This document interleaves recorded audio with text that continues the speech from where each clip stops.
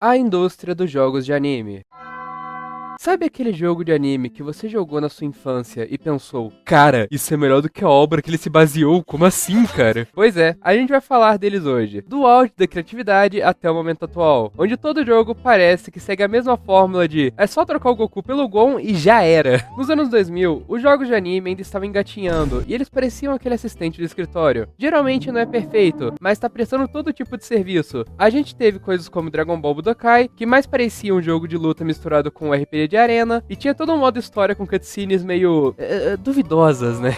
Mas não podemos negar que pelo menos era da hora o fato deles tentarem. Tivemos Naruto Clash of Ninja, o Budokai Tenkaichi 2 com seus mais de 120 personagens. Tudo bem que 40 deles eram Goku com cabelo diferente, mas pelo menos tinha personagem. Se tem uma coisa que jogos de anime mais antigos tinham, era coragem. Os caras por muitas vezes tinham um budget equivalente de uma coca e uma coxinha e engines limitadas daquela época, mas em compensação eles tinham a criatividade de sobra. Mas não pense que eu tô falando que só saiu pedrada naquele período, até porque tivemos coisas como Dragon Ball Sagas. Isso daqui, visto hoje em dia, é no mínimo curioso, né? Um exemplo maneiro de jogo que era bem diferente e legal, mesmo baseado em anime, era o Naruto Uzumaki Chronicles, que era um estilo meio hack and slash em comparação aos jogos normais da franquia. Esse jogo ele é meio que se passa a maior parte dele num filler? Se passa. Mas assim, até aí tá dentro da temática de Naruto, convenhamos. Mas tudo bem, até aqui eu tô citando alguns jogos que, no geral, ali ó, tem suas peculiaridades, eles tinham algumas coisas curiosas, no geral ainda seguiu o mesmo gênero de shonen, de no final se resumir a porrada, mas tinham aspectos únicos. E assim, eu não vou citar jogos muito específicos, como por exemplo, aquele jogo da Shonen Jump, que tem 400 personagens que o intuito era ser tipo um Super Smash Bros deles, porque assim, eu não joguei. E deve ter outros jogos de anime desse mesmo período que possivelmente eram bons ou no mínimo curiosos de ser comentados, mas eu não tive muito contato. Chegamos no seguinte marco, o divisor de águas. Naruto Ultimate Ninja Storm. Meus amigos, quando essa belezinha saiu, parecia que o anime tava rodando na minha tela, com cutscenes pra tudo, cenários lindos e uma câmera que girava mais que Blade. Esse estilo de luta em uma arena 3D com modo história linear e Quick Time Events ocasionais, acabou virando o modelo de ouro das produtoras de jogos, com foco especificamente em uma, mas não sei se comento.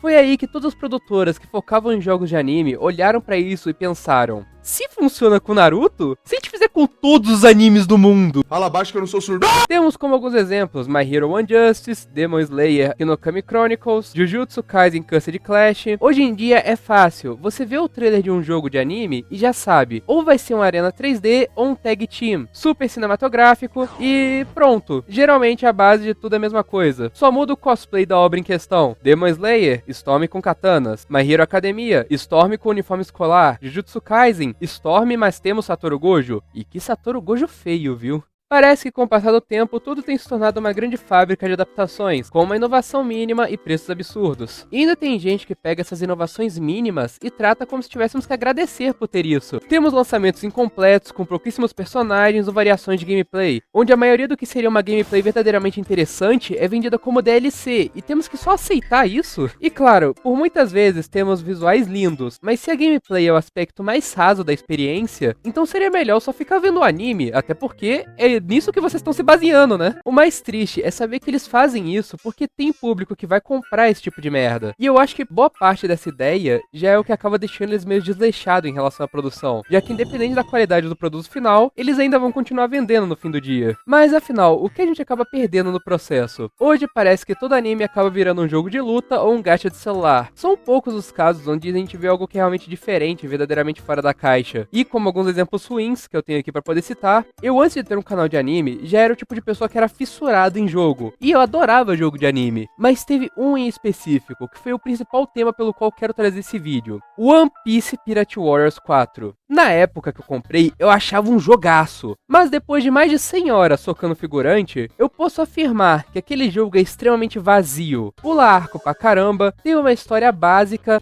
Parece borracha! Como foi isso?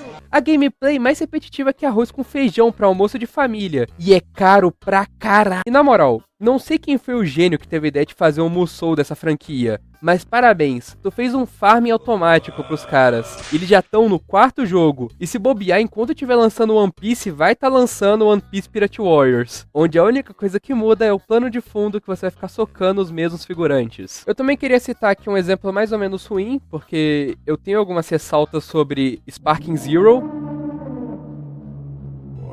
Eu sei que vocês gostam de Sparking Zero.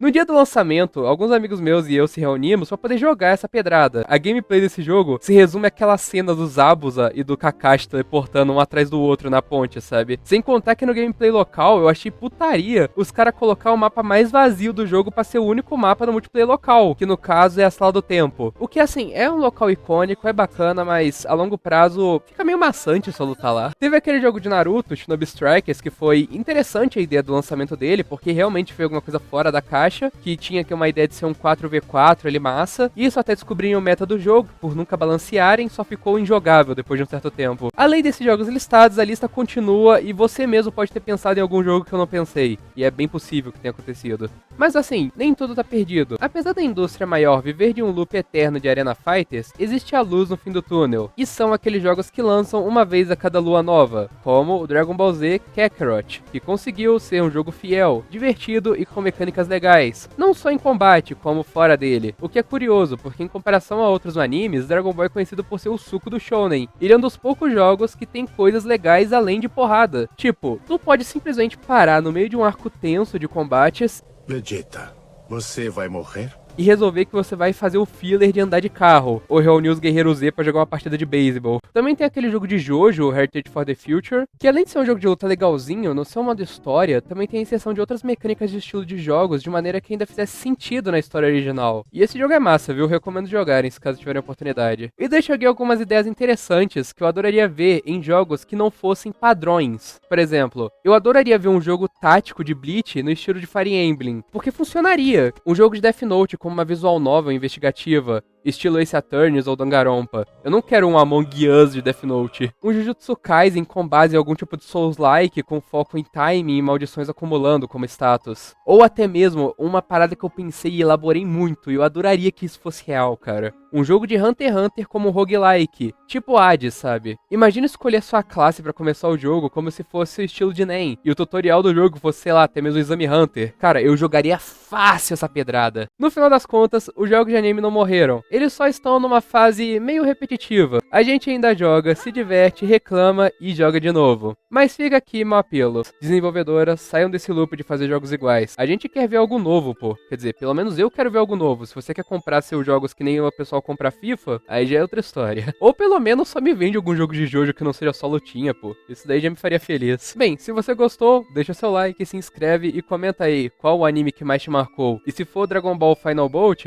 você é um guerreiro, viu? E um salve para o Scope, abre parênteses, Scope, fecha parênteses, primeiro membro aqui do canal. Caso você queira ser como ele e dar uma força aí pro meu trabalho, considere se juntar aos membros, que além de apoiar, você ainda vai ganhar algumas vantagens por aqui. No demais é isso, deixa seu like, se inscreve e essas paradas genéricas do YouTube. Eu sou o Solar, tchau.